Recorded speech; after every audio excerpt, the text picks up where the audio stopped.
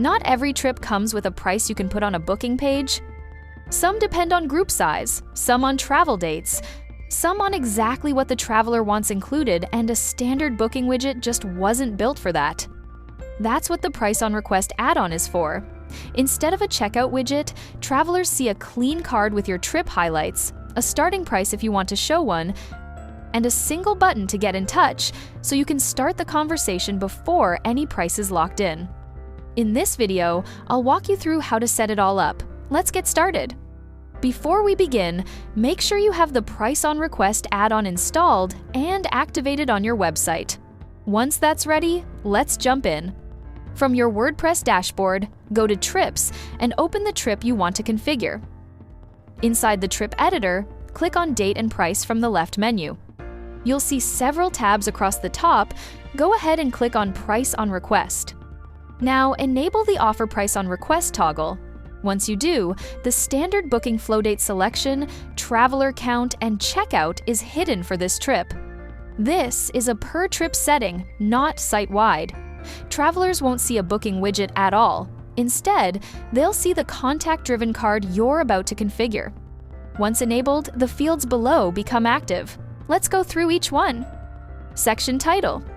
This is the main heading that appears in the pricing widget on the trip page, replacing the usual price display. By default, it reads Price on Request. You can change this to anything that fits the trip. Display a starting price. Leave it off and no price appears on the trip page at all. Turn it on, and a price row appears where you can enter an original price, a sale price, and a price category. This shows a From label with a strike-through on the original price and the sale price highlighted, giving travelers a rough cost anchor without locking in a fixed amount. What to highlight to travelers? These are the bullet points shown in the pricing card above the button, a short list of what makes this trip worth reaching out about. Click into each field and type your highlights. Use the Add Trip Highlight button to add more, or the Delete icon on the right to remove any. You can also rearrange the order as you like. Below that is the button label.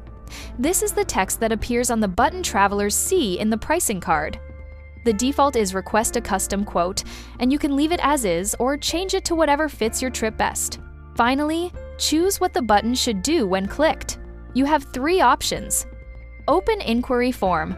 When selected, the button scrolls visitors directly to the inquiry form located on the trip page. Travelers can complete and submit the form without leaving the page. Go to Custom Link redirects travelers to any URL you choose. When you select this, a destination URL field appears below where you paste your link, your contact page, or any external URL. When travelers click the Request a Quote button on your trip page, they will be directly taken to that URL. There's also an Open in a New tab toggle if you don't want to navigate travelers away from the trip page. Use My Own Form. This allows you to embed a form from a third-party plugin directly on the trip page using a shortcode, enabling travelers to stay on the same page while filling out the form. When a traveler clicks the button, the form opens in a pop-up on the trip page. No redirects, no page change. For this example, we'll select Open Inquiry Form. Once everything is set up, click Save in the top right corner to apply your changes. Now, let's see how this looks for your travelers. Open your trip page. Instead of the standard booking widget, travelers see the Price on Request card with your section title at the top, the From Price with the sale amount and category just below, your highlights listed underneath, and the Request a Custom Quote button at the bottom. When a traveler clicks it, it is redirected to the place where the inquiry form is. A clean, focused experience that makes it easy for travelers to reach out. And that's it! If you found this video helpful, give it a like and subscribe so you don't miss our upcoming tutorials. If you have any questions, drop them in the comments below. We're always happy to help. You can also reach our support team using the link in the description. Thanks for watching, and I'll see you in the next one.